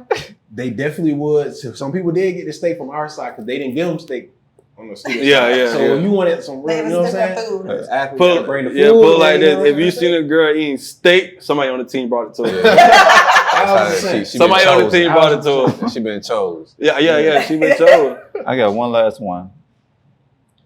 Mike Tyson or Jake Paul? You got upcoming fight. Oh, boy, I don't know why you rubbed your hands together. Why you did that? I feel like you'll say like Jake Paul. Get out. Get out. Man, I don't care how old Mike Tyson is, bro. I'm never stepping in the ring with him. I don't care. I'm not doing that. I don't care if it's for money. Man, like 60. I don't care about none of that. You see how fast he's still throwing them things? But the power behind it. Right. He only did it for 15 seconds. The man coming there to kill you. Like, he coming there to destroy you. He not coming there to play around with you. Like, he coming to eat face. Like, he don't care, bro. Eat your ear. Yeah, that too. Yeah. So with him, did y'all watch the Roy Jones fight by any chance? It was terrible. It was bad. I saw it. Was he out of shape or what? Like, it's like two old men fighting. I ain't really watching. That's why I'm a little sus. That's what I'm saying. The boxing and the money behind it. It could be a setup. It could be a setup. It could be. Knock Jake Paul out. You're crazy. But do you way. But the thing is, Mike Tyson crazy. That's what I'm saying. He might accidentally because he almost knocked out Roy Jones. If you watch back, he slick hit him, and they kind of grabbed each other. It was like, what you doing? Like you tripping. But like, who got more to lose though? Like, I feel like Mike Tyson got far more. He ain't going out. But if someone give you like $35 million to take a fall, I might take it out too. I'll let you knock me out. I'll tell you, hit me right in the chin. Man, knock me out, bro. I'll look at the ball, bro. You gonna be a mean? You gotta be a mean. You gotta think about it. Then you got the kids watching, bro. I'll take that punch now, but at 60, I don't know if at 60 years old I'll take that. I just seen a video of that boy yesterday. See, I told you. I tell you? I was like, boy, Mike Tyson got these videos. I'm like, yeah, you got that, bro. You got that. Because it's how he duck and come up and with the power. No way. He got that. He got that. I ain't doing that. You would do it. What's that? Fight Mike Tyson. Oh, well, I'm not in boxing shape. Oh, but if I was Jake Paul, right check, I'll fight Mike Tyson right now. Yeah, I'll fight him. I ain't gonna say I'm gonna win. I'll jump in there. Yeah. Because I don't think he gonna. Like, it depends on how long. Y'all must ain't got nothing to lose, boy. Listen here, boy. Listen, I can't do it. How long are the rounds? I seen Mike take. He can't last that long of a round. If we doing regular rounds. But he's smart. He ain't gonna chase you. Yeah. Yeah, he old. What you say? He about 60. He old, but he not finna chase Jake Paul. Have you watched Jake Paul's documentary on Netflix? Oh, I would keep up with them people. I felt like that too. And then I watched all sports documentaries. Yeah, I ain't gonna lie. You can't ask me. You can't really ask me about NFL right now because I don't really be That's how I into with that. You know what I'm saying? When you step away from it, it's hard to watch it. Boy, they lucky they got me coaching. They had me coaching, boy, because that's dope though. Giving back a little bit, man. And I wasn't at all. You can mentor as well and guide those guys, man. What got me out there was like, 2017 is when I got kicked out. I went to Alabama State, the HBCU. Let's talk that before you go to Pop. Oh, boom, yeah, let's do that. Yeah, let's talk that. There you go. The Alabama State. That's when. Okay, that was 2018 January. What were your options before? Like it was no really. I had Coach Don, the receiver coach at UM9. He was working on something at Rhode Island, the college, and he was like, he called me. He was like, "Ray, you trust me?" I'm like, "Yeah." He was like, "Don't go nowhere yet. I'm working on something." But I never knew what he was doing, you know. And at that time, I was in a bad situation. I was dating a shorty in the city, and we you know what I'm saying, we were going at it bad. And it kind of ain't gonna lie, boy, with that shorty, I went through it with her, boy. I ain't gonna lie to you, like. But listen, what I think you're talking about. But yeah, you know what you should know what I'm talking about, bro. Like, yeah, like it's like when you see Dalvin Cook, Landon Collins, and your girl phone. Oh, nice. Yeah, just going on. Yeah, he done ran through. Yeah, going on. You know what I'm saying? Like, I'm like, yo, it ain't no regular. So you went through a phone? I did. I ain't gonna lie to you, I did, because it was too good to be true. Like, bro, you bad. Like, you fine. Like, okay, yeah. Somebody in the picture somewhere, bro. You feel me? Like, man. But anyway, I was going through it with her, and then it got to a point I wasn't even sleeping in the same bed. I was sleeping on the couch downstairs. Like, you can have the bed. I don't even want to see you. Like, so my coach, he was working on something. My coach from high school, Coach Hall, he called me. He was like, "Red, you need to just get away to get your transcripts from UM, and you good." I was like, "What happened? I'm blind. I don't know what's going on. I'm just trying to figure out what I'm gonna do for the rest of my life." So he was like, "I got to school. I want you to talk to the coach." Talked to the coach from Alabama State. He asked me how my grade was. I was like, "I ain't gonna lie, coach. My grade they're not that good." He was like, "Okay, well, do me this. Send me your transcript, and I'll see what I can do." So like a week go by. My coach from high school called me again. He said, "Red, just find a way to get to the airport. I already bought your plane ticket. Just find a way to get to the airport." I'm like, "Where I'm going, bro?" Because I ain't even say I was going to the school. You know what I'm saying? But he was like, I just talked to the coach. He had the president of the school sign like a waiver thing for you so you can get into the school even with the grades you got now. It's just you got to pick up your grades when you get there. I'm like, okay, I'll give it a shot. You know, I'll give it a shot. I went up there. When I flew to Atlanta. They picked me up from Atlanta. Tavares Jackson, rest in peace, Tavares Jackson. That was the quarterback from that played for Minnesota Seahawks. Yeah. He was our quarterback coach at the time. Him and I forgot the other receiver coach. They picked me up from Atlanta, so now we driving to Alabama. We getting to Mobile. I'm like, oh, okay. I'm thinking we ain't stopping Mobile. We getting to Montgomery. Oh, slave belt. You know, listen. I get there. I'm like, well, ain't no way I'm here. There's no way I'm here. Cause I'm thinking like, bro, I should still be at UM, or I could be at Florida State or UF or somewhere. You know what I'm saying? But I'm here. I'm like, okay, let's get it together. And like, I ain't gonna lie, on the way there, he asked me, he said, "You want a single or a double?" I said, "Coach, straight up, I don't know them niggas on that team, bro. I need a single, bro. You cannot room me with nobody." Like, he was like, he called the lady. He was like, "Yeah, I need a single." He got me a single. I was in the room by myself. But I feel like that was one of the worst things though for me getting a single, because like I wasn't mentally prepared. I was there, but I wasn't there. You know, so it's like I was missing meetings, late to meetings, missing breakfast, late to breakfast, missing class. I was just out of it, you know, and I was going through it. Like I just smoked like every day up there. Like I was just going through it, trying to figure out what the hell I'm doing up here. You know, it was horrible. The cafeteria closed at 6.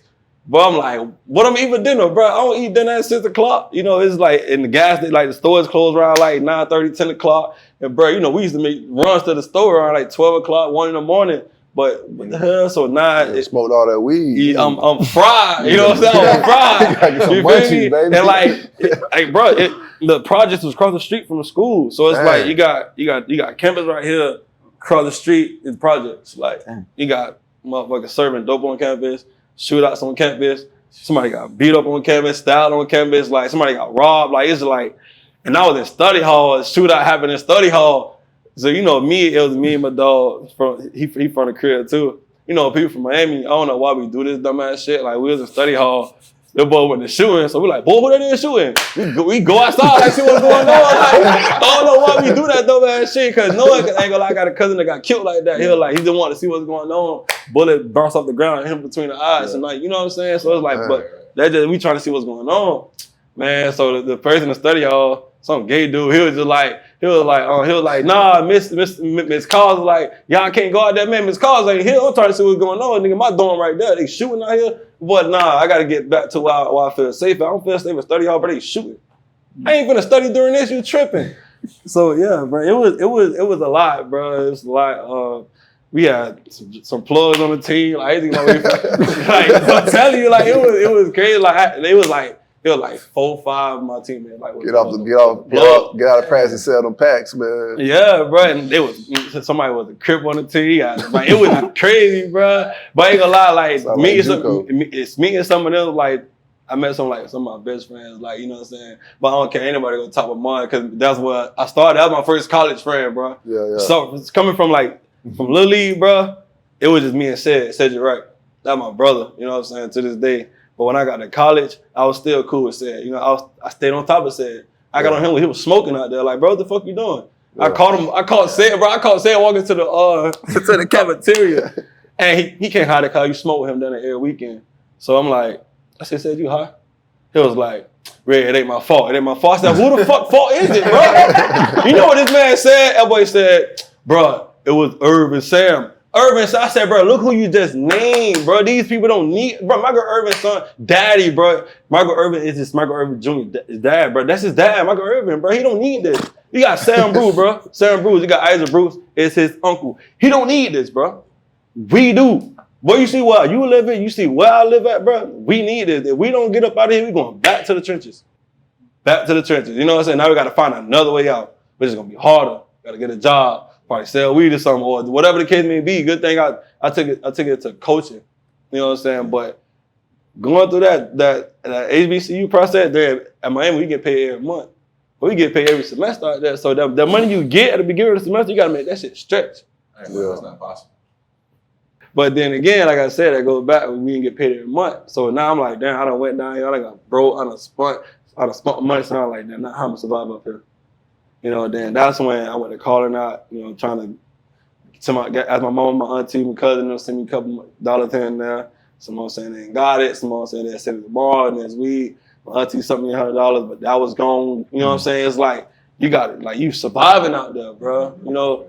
And then that's when I went deep. I'm like, damn, you're a grown man. You can't be calling nobody out. You know what I'm saying? You can't be calling. Not saying don't ask for help, but you got to help yourself first, So, like, stop calling them. Stop calling your people's brother. Every time you call, it's like, I'll get to you tomorrow. Oh, I ain't got it. So, it's like, okay, whatever, cool. And then once that semester was over, the head coach came to me. He like, yo, he called me. He was like, you can't come back next semester. He told me that. I was like, all right, cool. I ain't even trying to fight the state on nothing. You got it, bro. You the head coach calling me, telling me this. So, you got it. What was the reason behind that? I'm gonna get to it. Okay. So all right, cool. So now I'm trying to figure out where I'm gonna go. I called my uncle. I stayed in Georgia. Came and picked me up. So now I'm sleeping in my uncle's garage, right? And then my mama called me one day out of nowhere. She said, "What the fuck is wrong with you?" Da da da. She just snap. I'm like, bro. First of all, I don't know what I did. Why you calling me tripping? She was like, "Oh, why you told that man? You just it's okay if you don't come back." I'm like, man, he the head coach. What you mean to do? Argue with him? That's his word. You know what I'm saying? But then I guess he called my mom was try to. He told me that to see if I was gonna fight to stay. Bro, you the head coach, bro. One from you ain't going back and forth with no coach. Especially if that's the head coach. He make that call. You can't go back and forth with that. But then the reason behind that was I think because my grades again. Because like I said, I was there, but I wasn't there. So come back summer semester. It was the same thing. Like I was there, but I wasn't there. Partying, like there was a shootout at a party that I was at. Like we had to go in the closet, all type of shit. It was just so crazy up there. And I knew I'm like, bro, this ain't for me. Even though if I do like lock in, bro, this is not for me, bro. Cause I went to Gulliver Prep. I went to UN, bro. I go to the trenches, but nah, bro. You know what I'm saying? So at that time, I ain't gonna say I wasn't used to the trenches, but it's like I don't want to be around the trenches, bro. You know, so I wasn't me thinking how I usually think. Like when I was at Gulliver and UM, I wasn't. You know what I'm saying? Like that, you seem to be a lot more mature now. You do understand like the accountability you was missing. What would you do differently looking back? Looking back, I keep my mouth closed with till the season over with in 2017. No, in the entirety, like over your career, like over my career. Yeah. Really, it's take time, sit back and reevaluate everything before I make a decision. You know, because when we're young, we're growing up, we see a team on TV winning, that's what we want to do. Or, you know what I'm saying, you see something on TV, that's what you want to do. Instead of sitting down thinking like, damn, am I good at something else? You know, or can I, you know what I'm saying? It's like, it's certain situations you deal with in life, you know, and I speak that to the kids I coach. You know, everybody ain't always for you just because they're around you because you're playing ball. That don't mean you always gotta be cool with them. You know, like it's like I said, you sit back and you realize like everybody not for you. And I learned that at the older age, and I was like when stuff started to go left. So like I go back and I tell the boys that now, like it seemed good now because everybody come, but not saying you're gonna hit rock bottom, but everybody hit that stage in life where they feel like nothing going right. You know, and I tell them like whenever y'all hit that point, don't cry out for no help. Don't be on social media for it, because that's what I did. I was on social media bad with it, looking for help, crying out for help, but nobody was there to help. So it's like you gotta take that time, reevaluate your steps, see what you did wrong, go correct it. So it's like, so I put that now to the life I'm living now outside of football. Like I do something and I'm like, man, I want it right. I go back and I correct it. You know, so instead of just moving on from the problem, I go back and fix it now. You know what I'm saying? So I won't have to deal with it no more. That's healing. You healing for real. Yeah, I was gonna say you got an amazing story and a lot of life experiences. I was gonna ask, like outside of, I know you're passionate about coaching right now. Outside of coaching and ball, like what are you into? I was just talking to my mom about that. Today when you hit me up, right? Yeah, like it was looking for a job is hard, and even when like I got fired from working at Walmart, and evidence when I received was child evidence, he called me. He was like in his 5th year at college. He was like, man, he like I don't know what to do. It's like I'm here, but I'm not here. Same thing with me when I was at the other college. And I was talking to him. I said, did you talk to your brother, David Njoku, first? He was like, yeah, but he gonna tell me to keep going. You got it, because I'm in the league. He can make it. But he told me, he was like, Ray, I'm going to different colleges, but my name not on the draft board yet. I said, okay, I can't tell you to keep grinding, and I can't tell you to stop grinding. Because whatever you keep grinding, you never get on the draft board. And what if you stop and then somebody call you and now you're not in shape to go to camp or whatever? I told him, I said, only thing I can tell you is go with your best interest, go with your mind, you know what I'm saying? Sit down within yourself, because a 9-to-5 job is not it. Living paycheck to paycheck is not it, especially down here, boy. Hell no. Hell no, you know what I'm saying? I don't think nobody really want to live that, but that's just how life is. Some people have to live that life. Yeah. But I told him, bro, like with that being said, with me outside of like football, looking for a job, it's hard. It's real hard. Cause you gotta speak Spanish now, and I don't even speak Spanish. You know what I'm saying? Like every job you apply to, you have to speak Spanish. It's like so down here. Yeah, down here. So it's like it's really hard right now, but I get over it. Somebody gonna hire me someday. This brings me back to I remember back in, it was like late 2019, and I remember when I got to Auburn, bro, like I had an injury and coming back was brutal. And I remember, bro, I texted you, bro. I remember you gave me a call, bro. And I remember I was in my dorm room, bro. I was just going through it, like you said, bro, I just didn't feel like I was there. Mm-hmm. And really, bro, you gave me some hell of advice, bro. And, bro, I always be appreciative for you for that, bro. For sure. Like I said, it's all love, bro. Ever since I met him and his mom and everybody else, like, okay, that's like my family now, like even when I wasn't playing that young, I'm always in my ear like, bro, keep going. You got it. Even that summer going into our sophomore year, I'm like, hey, sophomore slump is real. So you got to lock in even harder. Like, fuck what you did your freshman year, bro. Matter of fact, we was in the sand pit working out together. And I'm telling him that, bro, fuck what you did last year. Freshman All-American, that shit don't mean nothing. You know what I'm saying? Bro, all these records, that shit don't mean nothing. You know what I'm saying? Like, you got this sophomore year coming up. You gotta grind harder. And it's like once, even though it happened, but it didn't happen as bad as I seen it before. Like, that first game we went out, that boy dropped a wide open post. He came to the sideline. I said, bro, you better lock the fuck in. Like, I'm hot at him because why are you tripping? You know what I'm saying? This is dope. So we interviewed Zach Carter, and I was asking Amon then, like when he was shining his freshman year, what were the other freshmen in this homeboy thing? He was saying, bro, I was so locked in, I can't really remember like what the homeboys or the guys that weren't playing, what they were going through. So this is dope, like from that perspective. But game, listen, I don't think y'all ever seen that side of the morning, boy. I be tripping. Game day, like it's to the point I thought he had beef with me at one point. Like it was first time game day I walked by, I did like that, like but he like this, he got the headphones in. I seen him on. You see what I'm saying? You see it on Twitter. They got that one video where he's on the bench like this. And shit. I walk by, hit one of these. I'm clapping everybody up, even though I'm not finna get as much playing time. I'm clapping up everybody. That boy didn't reach his hand out.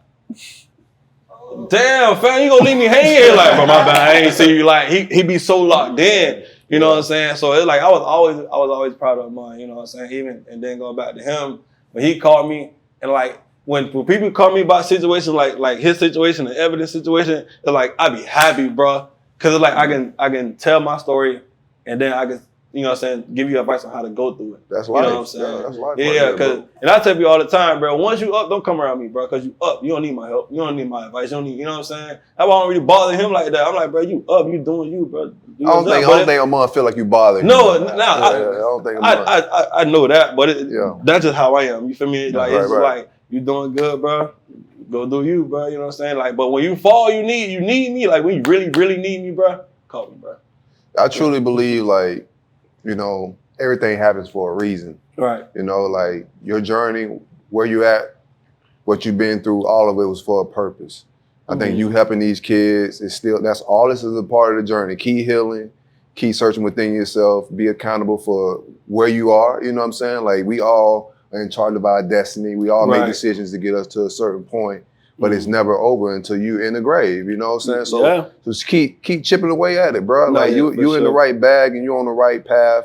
God got you in this place to help children, to help people like Mark, Amon, whoever may need that inspiration from you. But that's why we're here, to inspire each other, bro. Yeah, for sure. And I always been like that, even when I was growing up. But mainly now to that coaching, I see some of the kids that got talent. And now that, you know, Little League is horrible now. You know, it ain't no real coaching nowadays. You know, they just getting like all the good players and putting them on one team. And now they just, we got the best team. Yeah. No. Right, cause the season that just passed, I was coaching at Harrisfield, and I was coaching 12U. I went to the Super Bowl play against South Miami. South Miami, they got a great squad. I give them that. You know, as a matter of fact, Stando, they coach, bro. Yeah, you feel me? So Stando. Yeah. Oh, okay. Stando, he be out there. He was doing that. Yeah, man. I thought he was just working with agency stuff. Yeah. He's still doing that too. Yeah. He does both.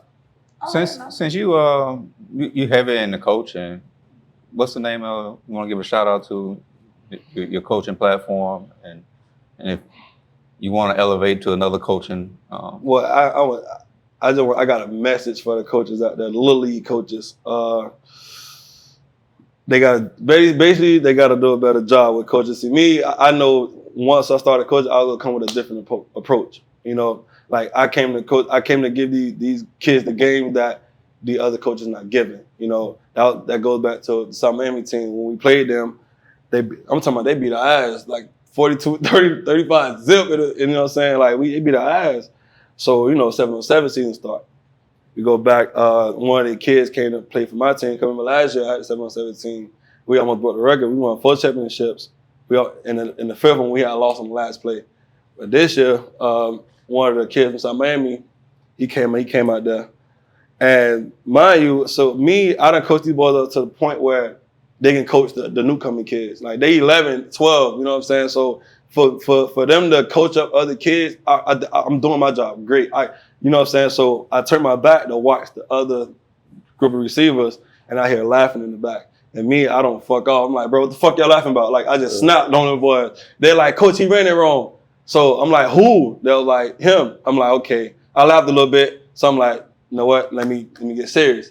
So I asked my boys, I'm like, if he did it wrong, why the fuck y'all didn't correct him? You know, that was like my fault, cause my fault. So they started teaching them. So once they started teaching them, I came back and corrected my boys a little bit on the stuff that they messed up. Then I pull them to the side. I say, see, yeah, y'all may have won the Super Bowl, y'all may have beat our ass in the Super Bowl, but you can't even identify cover 2 and cover 3 as a quarterback. You know what I'm saying? So yeah, y'all won, but who really winning? Exactly. You know what I'm saying? Because when you get to high school, college, coach gonna tell you, hey, go draw cover 2. Matter of fact, what you got in this, like they gonna put you on a board. You know, so yeah, we may have lost, got our ass beat, but I know my kids gonna succeed further than y'all because y'all not getting taught real football. Yeah. You know, these boys know cover 3, vert 2, vert, like they know how to line up, where to line up.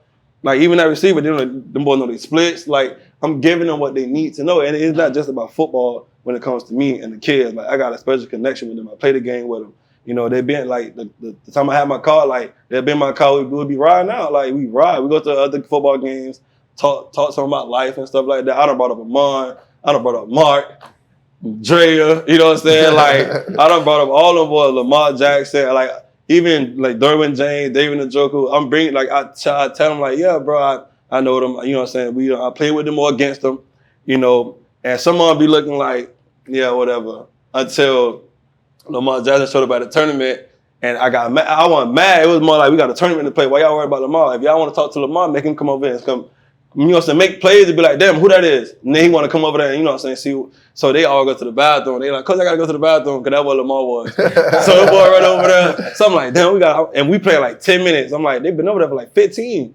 So I'm like, man, hold on, let me go get them. I go over there, I see Lamar, I say, oh yeah, these niggas in trouble. These niggas in trouble. So I walk up. So I ain't even approaching Lamar. I'm worried about my boys because we got a game at 10. So I'm like, bro, what the fuck I just told y'all? All y'all got up down when we get back. I don't care what y'all say. So Lamar look up, he see me, he was like, what's good, family? I docked him up. I was like, bro, I'm proud of you, bro. Keep doing what you're doing, bro. I got to get back to the tournament. That was it. It wasn't nothing, you know what I'm saying? So I keep telling like, bro, I keep telling y'all I know these people, but I'm not going to be like, oh, let me call them. Nah, bro, I know them, bro. Yeah. And then you got, but they kids, some of them, they don't really get it until they really see it, you know? Yeah, and then, you know that they play a lot, so. Yeah, let's wrap it up. Everybody knows everybody in South Florida. Yeah. So I feel like all of none of us really do like the whole name droppy thing. Right. Like when we're with each other, it's like we remember people from back in the day. Oh, let's call them. Yeah, let's call them. Yeah, you know? But when we're around people that we don't really know like that, or when you're trying to like inspire, that is, yes, somebody that you should look up to, like, of course, but like, you know, we don't be with like the clout chasing stuff because all of this is regular. It's like, that's what I tell them, like it's regular. And then I had one of the kids, I took him out to UM, right? And Tommy Streeter was there. So, you know what I'm saying, because we had, you know what I'm saying, gave him a little tour. And we, you know, the wall where they got everybody's names that got drafted. So one of them tried to be funny. He had T Street. He like, where your name at? He's like, oh, my name right here. You know what I'm saying? So he looked at me. He's like, Coach, where your name at? I said, you trying to be funny? You know what I'm saying? Yeah, it was funny at the moment. I said, but yeah, the joke's on you. You got to get to what I've been. 100%. I know these people, you know what I'm saying? Like, but you don't see me go around and say, yeah, let me call Tommy Street or let me call Ray Lewis or anybody. You know, nah, you know what I'm saying? I done met these people to have conversation with these people. You know, like, so the joke's on you. You got to get to what I've been to.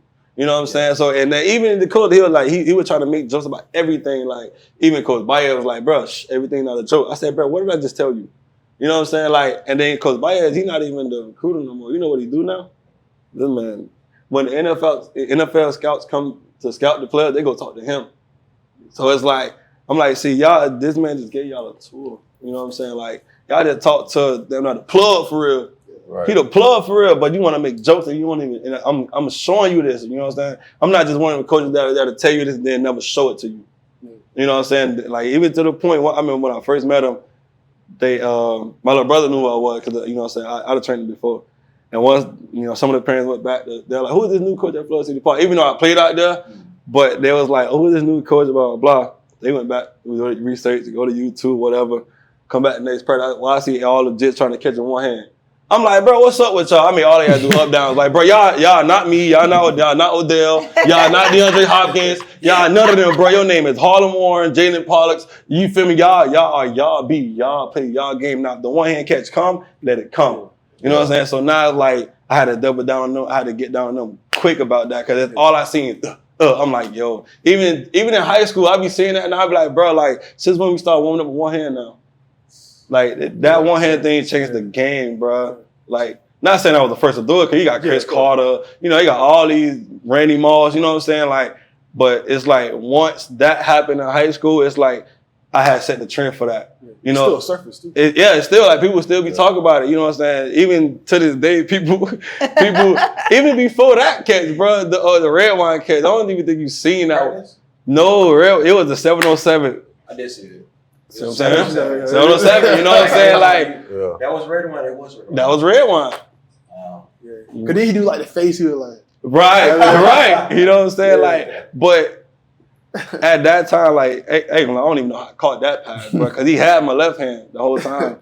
But I go back and I show them boys, you know what I'm saying? Like, and I don't even just tell them about me. I tell them about Sam Bruce, Sid. I show them your highlights. I show them boys like Jordan Scarlett, shout out Scarlett. Sid. You know, I show them boys like Calvin Ridley. I show them boys the like other players' highlights that I done played with or against, you know what I'm saying? Because it's not just about me, bro. Because you got different receivers, different running backs, you know what I'm saying? So it's like you got to pick who your idol is, and you know what I'm saying, follow his footsteps. If not, be better than him.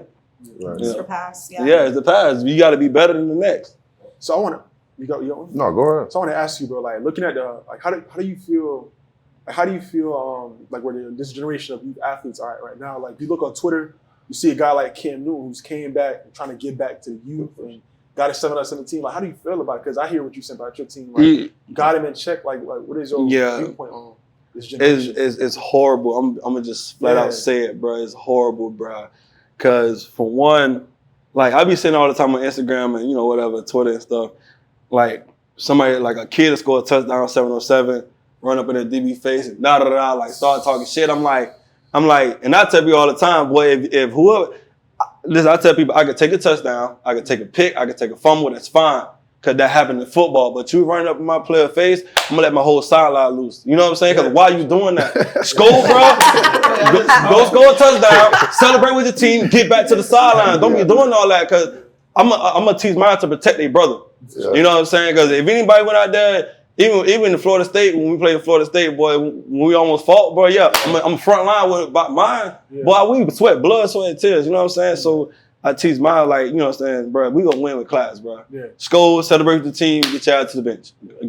Get on defense, you know? But it's horrible. It's horrible now. These coaches are allowing that to happen, like, and that's how that boy got knocked out one time. He ran up and he dropped him, like, you know what I'm saying? Like, that's how like a lot of that beef and stuff started to happen now. You know, so it's horrible now. These coaches are horrible. You know what I'm saying? They betting on kids. It's crazy, That's bro. been going on for some years. For some years, but now it's worse now. Like it's worse. Bro. Now I took my son that age now, so this year he's not playing on 7-on-7. He's doing a lot of track. But last year was his first year doing 7-on-7. He was 10. And I watched, like, they play against South Florida Express but the parents on the sideline, the dads, bro, it's real. The competition and shit talking is more intense on the sideline. You know what I'm saying? Yeah, so I had to catch myself a few times, like, hey, man, these are kids. You know what I'm saying? We're here for the development and the long process of it all, man. Don't get caught up in it. But, yeah, you see another dad talking crazy about, you know, your son get burnt or making a mistake, you can get caught up in it real quick, but the culture of it is wild. Yeah, so I teach mine to keep they temper cool because you don't want, because you got to think about it, cameras is out. You know what I'm saying? It's cameras everywhere. Yeah. It ain't got to be the media, but you got social media. You got people out there with Snapchat, Instagram, you know what I'm saying? It's cameras out and everything damn near going viral nowadays. And they gonna screenshot it, as you know. Yeah, screenshot, yeah. Well, you know what I'm saying? It's my story. But like, it's just crazy, bro. So that's why I tell mine, bro, win with class, bro. You know, even building character. Like I tell them boys, like I had one of them named Adilo, right? Great boss man. No. Not that D-Lo. I can't vibe with him, bro. I ain't gonna lie to you. No disrespect to bro. He making I rocks with it a little bit. Yeah, I rocks with Boss Man D-Lo a little bit, man. I don't even know him. I'm just saying, like, that it's song. It's a vibe. Yeah, to y'all, I can't get into it, though. I ain't gonna lie. It's an acquired taste. But Seafood. But back to D-Lo, he like when I first met D-Lo, he was 10, and he was very hard on himself. Like he'll drop the ball, cry, try to take himself out of practice. I'm like, nah, what you doing? Put that shit back on, line back up. We're not doing that, bro. You know, and even when we played, it was a Friday night before we played Richmond, and I told my OC, I'm like, just in practice, just give D-Lo a slant. That's it. Look at me. Hey, D-Lo ain't no motherfucking receiver, bro. I'm like, all right, cool. Cool. You know what I'm saying? Like, so I let the season ride out. So I stayed in contact with these certain parents. You got Miss Camille, Miss Nisi, and Miss Mercedes. Their kids on the same team, right? Of that with D-Lo. And Miss Nisi is D-Lo mom. So after the season, I made a group chat, bring her with me. You know what I'm saying? I don't know where we going, but bring her with me. So then, I was training them at the time. And then that's how I got into coaching in 707. The Coach Doug, he called me one day. He's like, oh man, have you thought about coaching 707? I'm like, I don't know what I think about it. Next day, bro, I promise you, next day I woke up, checked their story. He got me at the 11U head coach. I'm like, bro, I ain't even say I was coming. I just said I'd think about it. You feel me? So, but it was like, whatever. He already posted it. It's out there. I'm out just go ahead and just stand 10 toes behind it. So that's when I brought them boys together, and now it's like they the show. Their nickname is the show. You know what I'm saying? Because they go out there, they do their thing, like to the point. I don't really gotta I'm the coach. Yeah, I'm a coach. I be on the sideline, but it's like they know signals and stuff. You know, so I don't really gotta be like.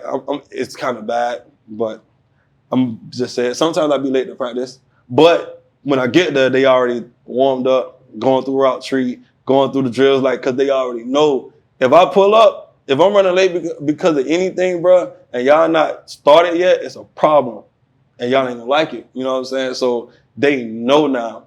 You know, so I ain't gonna lie, yeah, I take pride in coaching them kids, and with them with their parents, they sit back and let me do me with them. Yeah. I talk to them how I talk to y'all, straight up, like, bro, you got me fucked up. You know, that's how I talk to them.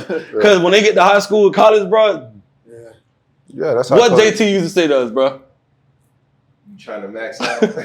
What? You get that last word? You get grad up, you a bitch. Swear to God, bro. Swear to God, like he straight like, oh. He looking like, hold on, bro. Man, put it back on. Yeah, put it back on. So now, you know what I'm saying? Like he'll call you a bitch or you a pussy, all that. It's like, but you got me fucked up, but I'm gonna get this extra rep regardless. You know what I'm saying? Even if I put it back in racket for like 30 seconds or something, like it's just I'm gonna get that last rep in. Cause you just call me a bitch, I'm gonna show you ain't no bitch. You know what I'm saying? Like, so I talk to them like that. Like, and their parents sit back and let me do it because they know when they get to high school, college, bro, it's a different world. Like, speaking of JT, but I got into it with him one time because I forgot it was Wednesday, and it was Wednesday after practice. You know, we got the first after practice we left. Man, it was that first group. It was hot as hell. I'll never forget. And I was in a group with I think Joker and them, and them boys were cramping up. That boy stopped the whole session like, "What the fuck is wrong with y'all? Y'all acting like a bunch of pussies." Like, so I'm like, "What the fuck?" He just went to going off. So me, I'm like. I raised my hand, I'm like, Coach, I ain't gonna lie. You ain't have to curse it out like that, bro. You could have said that in a better way. And I started laughing a little bit. He's like, what the fuck you think is so funny? Get the fuck out. I'm like, all right, I got out. Like, because why you gotta, you know what I'm saying? But that's just how it is when you get to that level of football, you know what I'm saying? I tell them all the time, like, this is the hard part. Little league, high school, college, that's the hard part. NFL, man, I be sitting there jogging in practice, all type of shit. I'm like, bro, that's the promised land. Yeah. This is the hard part. Little league, high school, college, that's the hard part. Yeah. Bro, once you get to that league, it's like, you made it, bro. Not really, because you'll get cut quick. Yeah, let's wrap it up, man. It's been a beautiful conversation. It's been a vibe, dog. Right, man. Enjoy hanging out with you, dog. I do want to, like, I think it's important, and I think you could get a youth a message, the importance of education. Because I think that was one of your biggest hurdles, even with trying to get into UM, you exit out in that Alabama State. Like, how important is the education part of all of it? All right, for being a student athlete is very important. You won't play without the grades at all. You know what I'm saying? She a witness of it. She was there during my time. You know what I'm saying? Even Amon, he knew what was going on, even though I wasn't there at University of Miami at the time. But them grades is very important. You will not play. What's up with it, boy? Crazy. We catch a candid moment on camera, man. Come on and off, man. But yeah, man, the grades is very important. You know, can't play without them grades at all. You know, and to my kids, they already know, boy. Every week, I need to see a grade. You know what I'm saying? To me, some people hold their kids to a certain standard. You know, to me, I tell them all the time, like, me, a C is passing to me. You ain't got to be all A's. You know what I'm saying? You know what I'm saying? But if you call me A, B, and C's, bro, you good. But you got a D, F, bro, yeah, you're not playing. You're not playing. You know, then they be like, wow. I'm like, bro, because you need this. You need it. Because what if you don't get to the NFL? What you going to do? You know what I'm saying? This 9 to 5 life is hard, bro. It's hard. You got to figure out what else you're good at. Because you don't play football your whole life. You know what I'm saying? So you want to keep them grades up and figure out what else you want to be in life instead of just a football player. Right. And you could be a musician. You could be a doctor, lawyer, nurse, whatever. You know what I'm saying? You ain't always got to stick to that one, like your first goal. Always have a backup plan. Already, man. It's the Flo Factory. It's been a vibe. Appreciate y'all for tuning in, man. We out, man. Trey.